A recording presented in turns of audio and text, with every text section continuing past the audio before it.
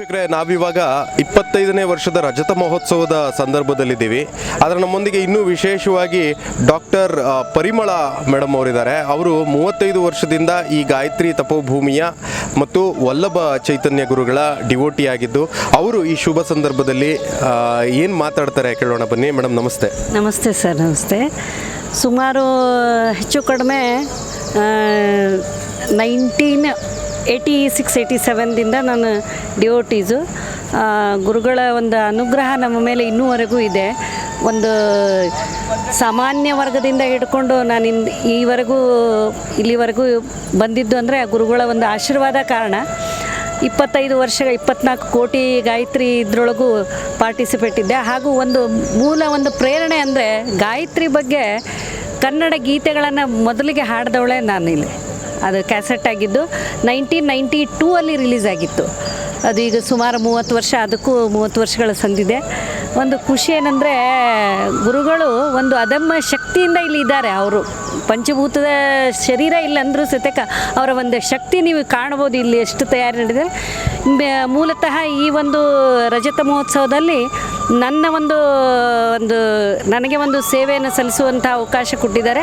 ಅದು ರಜತ ಮಹೋತ್ಸವದ ಸಾಂಸ್ಕೃತಿಕ ಹಾಗೂ ಆಧ್ಯಾತ್ಮಿಕ ಚಿಂತನೆಗಳು ಏನು ಸಂಜೆ 4ರಿಂದ ಶುರು ಆಗ್ತದೆ, ಅದರ ಒಂದು ಮೇಲ್ವಿಚಾರಕಳಾಗಿ ನಾನು ಇಲ್ಲಿ ಕೆಲಸ ಮಾಡ್ತಾ ಇದ್ದೀನಿ. Thank you. ಇದಿಷ್ಟು ಡಾಕ್ಟರ್ ಪರಿಮಳ ಪಂಚಮುಖಿಯವರ ಮಾತಾಗಿತ್ತು.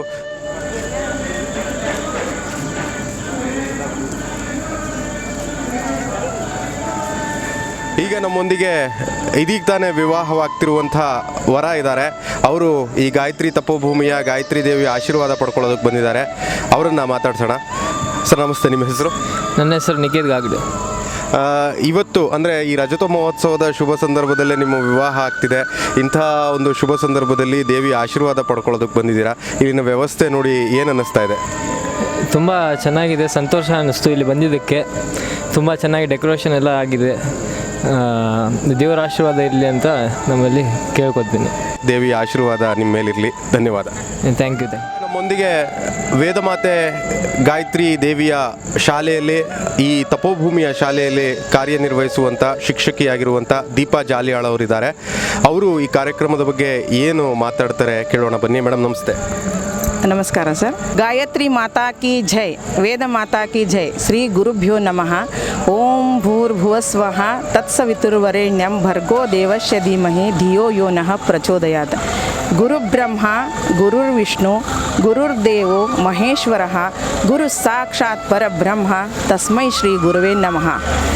ಎಲ್ಲ ಕಾರ್ಯಕ್ಕೂ ಗುರುವಿನ ಒಂದು ಆಶೀರ್ವಾದ ಮುಖ್ಯ.